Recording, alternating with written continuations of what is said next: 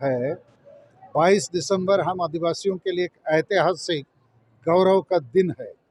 22 दिसंबर 1855 को अंग्रेज़ों के खिलाफ जो विद्रोह हुआ था, सिदो मुर्मू महान वीर शहीद के नेतृत्व में, उसके प्रतिफल के रूप में 22 दिसंबर 1855 को संताल परगना का स्थापना हुआ था।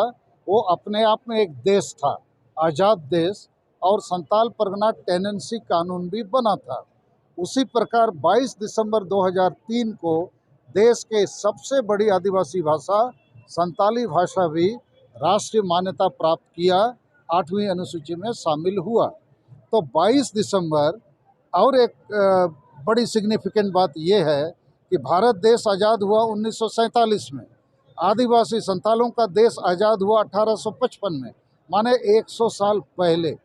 तो अंग्रेज़ों के खिलाफ ये जो जन क्रांति हुई थी, कार्ल मार्क्स ने कहा कि अंग्रेज़ों के खिलाफ ये पहली जन क्रांति थी। मगर दुर्भाग्य से इतने बड़े ऐतिहासिक धरोहर को हम लोगों ने सेलिब्रेट नहीं किया था।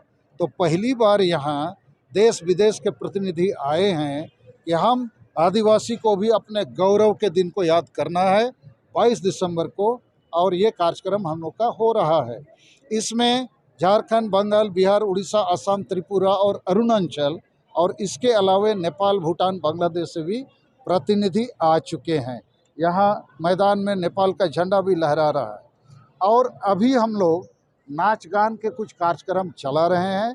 1 बजे से 3 बजे के बीच हम एक संदेश देंगे भाषण के माध्यम से कि हम जो भारत के आदिवासी हैं, आज झारखंड में, भारत में, दुनिया में इतना अन्याय, अत्याचार, शोषण हमारे खिलाफ हो रहा है कि हम विलुप्ति की कगार पर खड़े हैं। लेकिन हमारे बीच में से ही संथाल विद्रोह, मुंडा विद्रोह, उरांव विद्रोह, कुड़ुक विद्रोह, ये जो वीर बुधु भगत, तेलंगा खड़िया, पोटोहो, गंगा नारायण सिंह भूमिज और सिदो मुर्मू, बिरसा मुंडा का जो विद्रोह हुआ था, आज इस मंच से हम लोग और एक आदिवासी विद्रोह का शंखनाद करेंगे, और उसमें हम झारखंड सरकार और सोरेन खानदान को भी लपेटेंगे। उसमें जो बड़ी बड़ी राजनीतिक पार्टियां हैं उनको भी नहीं छोड़ेंगे, बड़ी बड़ी मीडिया है उसको भी नहीं छोड़ेंगे। कोई भी हम आदिवासियों की बात नहीं करता है। हम आदिवासियों के लिए भारत के संविधान में बहुत कुछ है, यूनाइटेड नेशन के भी इंडिजिनस पीपल्स राइट्स में बहुत कुछ है, लेकिन कोई हमें देना नहीं चाहता है। लेकिन इसके लिए हम अपने आदिवासियों को भी दोषीदार मानते हैं, क्योंकि झारखंड में आदिवासी अधिकांश समय मुख्यमंत्री है, लेकिन आदिवासियों के लिए कुछ नहीं किया। आदिवासी विरोधी दल के नेता हैं, आदिवासी ज़्यादा एमएलए, एमपी और मुखिया सरपंच है। तो इस मामले पर भी हम लोग आज एक दिशा बताएंगे कि कम समय में हम आदिवासी कैसे एकजुट होंगे। और हमारा एक बड़ा नारा है, यहाँ से देंगे कि सरना धर्म कोड देना होगा, क्योंकि आदिवासी प्रकृति पूजक है, वो हिंदू, मुसलमान, ईसाई नहीं है। और यदि हमको नहीं दिया गया 20 जनवरी 2023 तक, तो 30 जनवरी 2023 को हम लोग पूरे देश में रेल रोड को चक्का जाम करेंगे। आज से इसकी तैयारी हमारी शुरू होगी, और यह हमारा पहला क्रांति का उद्घोष होगा। और हम सामाजिक परिवर्तन, राजनीतिक परिवर्तन, धार्मिक परिवर्तन के दिशा में आदिवासियों को एकजुट करने का आज एक दिशा भी देंगे। तो इसी का ये समारोह है। दादा, एक सवाल है कि जिस तरह से आदिवासी समाज हाशिए पे जा रही है, उनकी महिलाएं और बेटियां सुरक्षित नहीं है, राज्य में हर दिन कुछ ना कुछ तरह की घटना सामने आ रही है, कैसे इसे देखते हैं, कैसे इसे बचाने की?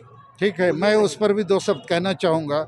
झारखंड के साहेबगंज में जो हुआ, इतना माने हत्या इस प्रकार की गई, सोचने का भी संभव नहीं है कि मानवता के बीच में ऐसा कुछ हो रहा है, बर्बरतापूर्ण। लेकिन इसके लिए हम लोग सीधे सीधे सोरेन परिवार को दोषीदार मानते हैं, क्योंकि ये मामला वोट बैंक की राजनीति का है, ये मामला धर्म परिवर्तन का है। पूरे संथाल परगना में सोरेन खानदान ने ईसाई मिशनरियों को और मुसलमानों के हाथ में सुपुर्द कर दिया है, और वोट के लिए वो पूरे संथाल परगना को सुपुर्द कर दिया है। जिस संथाल परगना के इतिहास को बचाने के लिए आज हम लोग यहाँ सभा कर रहे हैं। दूसरा है धर्म परिवर्तन। पूरा संथाल परगना बांग्लादेश बन रहा है। आदिवासी महिलाओं के ऊपर रोज अन्याय अत्याचार हो रहा है, तो हम इसके खिलाफ हैं। आज इसका भी एक क्रांति उद्घोष हम लोग करेंगे। और एक बात है, यहाँ जो चर्च है, ये चर्च भी एक ग्लोबल रिलीजन है, एक पार्टी की तरह, एक संगठन की तरह, एक एनजीओ की तरह। यहाँ बहुत सारे ईसाई बने आदिवासी जो हैं, वो आदिवासियत की रक्षा में साथ नहीं दे रहे हैं, वो ईसाइयत के रक्षा में लगे हुए हैं। तो हम उनके भी खिलाफ हैं और यहाँ से उस पर भी हम लोग विद्रोह का आवाज़ करेंगे। और ये जो मंच आज बना है, हम अपने विरासत को, इतिहास को फिर से पुनर्जीवित करना चाहते हैं। और आदिवासी हम इतने कमज़ोर नहीं हैं। ये कुछ स्वार्थी नेता अपने नोट और वोट के लिए हमको बेच रहे हैं। और उसी प्रकार गांव देहात में भी कुछ हमारे पुराने सोच के लोग हैं जो आदिवासी स्वशासन व्यवस्था के नाम से ये नशापन, अंधविश्वास, डायन प्रथा, वोट खरीद बिक्री, ईर्ष्या द्वेष को चलाए हुए हैं। हम उनके खिलाफ भी आंदोलन करेंगे। और हमारे आदिवासी समाज में जितने तथाकथित बुद्धिजीवी हैं, डॉक्टर, इंजीनियर, ऑफिसर, प्रोफेसर, वकील या नौकरी पेशा अच्छे पदों में IAS IPS भी हैं, ये भी आदिवासी के लिए कुछ नहीं कर रहे हैं। तो हम सारे चीज़ों पर अपनी बात रखेंगे। और 5 राज्य और विदेश से भी जो लोग आए हैं, उनको आज यहाँ से एक दिशा मिले कि और एक बार आदिवासी विद्रोह का समय आ गया है। इसी 22 दिसंबर को हम लोगों ने विद्रोह करके कुछ हासिल किया था। आज हम ये विद्रोह का शंखनाद करेंगे और झारखंड को बचाएंगे, देश को बचाएंगे, दुनिया में भी आदिवासी को बचाएंगे। यही हमारा संकल्प है। सर, किस तरह का आपका विद्रोह रहेगा? हमारा विद्रोह संवैधानिक होगा, शांतिपूर्ण होगा, क्योंकि संविधान में हमारे लिए सब कुछ है। धर्म की व्यवस्था भी वहाँ मौलिक अधिकार है, भाषा की व्यवस्था भी, जमीन का, रोजगार का, जीने का अधिकार, सब कुछ है। लेकिन वो लागू होगा तब ना।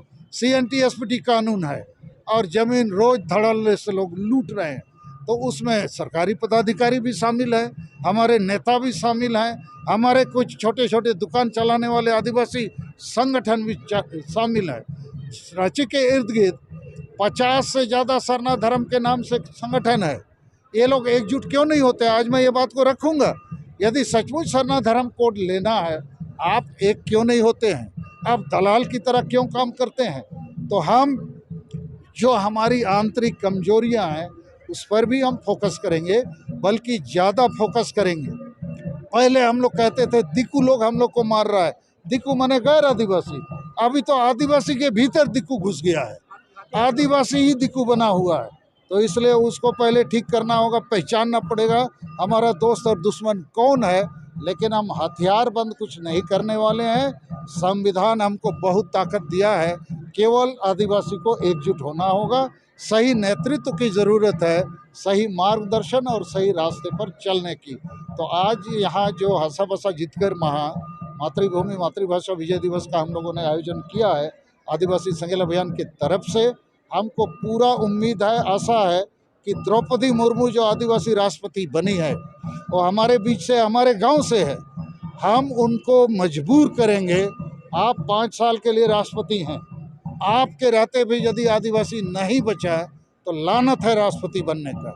और ये जो प्रधानमंत्री नरेंद्र मोदी जी हैं, इसने राष्ट्रपति द्रौपदी मुर्मू को बैठाया है, इनको भी पकड़ेंगे।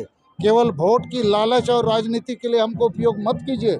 आदिवासी भी देश के नागरिक हैं, उनको भी बचाइए, देश को बचाइए, प्रकृति पर्यावरण को बचाइए। तो मुझे लगता है हमारे लिए एक अच्छा अवसर है। आप मीडिया के मार्फत और लोगों के मार्फत, हमको उम्मीद है कि संदेश अपनी जगह जाएगा। सॉरी, बता सकते हैं सर, आप संथाली भाषा के लिए आप कितना खरे उतरिए? एक तो निकल। देखिए, संताली भाषा आज यहाँ किताब बिक रही है कि कैसे इसको हम लोगों ने 8वीं अनुसूची में शामिल किया है। जब हम सांसद थे, हमारे नेतृत्व में बहुत आंदोलन हुआ, लोगों ने मदद किया। तो भारत देश में यही एकमात्र भाषा है जो 8वीं अनुसूची में शामिल है। लेकिन झारखंड सरकार नहीं मानती है, इसको हासा भाषा से मतलब नहीं है। गुरुजी शिबू सोरेन, हेमंत सोरेन और JMM पार्टी जो है, कभी संथाल परगना की स्थापना का गौरव को नहीं मनाया, कभी संताली भाषा की जीत का गौरव नहीं बनाया। केवल लूट और झूठ का साम्राज्य चला रहे हैं। 32 का खतियान, ये देखो, शिक्षित बेरोजगार नौजवान लोग कितने परेशान हैं।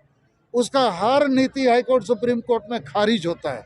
अर्थात ये जनता के लिए नहीं बनाते हैं नीति, खारिज करने के लिए बनाते हैं और लोगों को 22 साल तक परेशान किया है। तो इसलिए हम लोग सारी चीज़ों पर आज कुछ ना कुछ बात रखेंगे ताकि संदेश सही जाए। आप हेमंत सोरेन के विषय में आप क्या कहना चाहते हैं? अरे यार बहुत बोल दिया और अभी मत चलिए बोलो दूसरे ना। को भी मौका दो।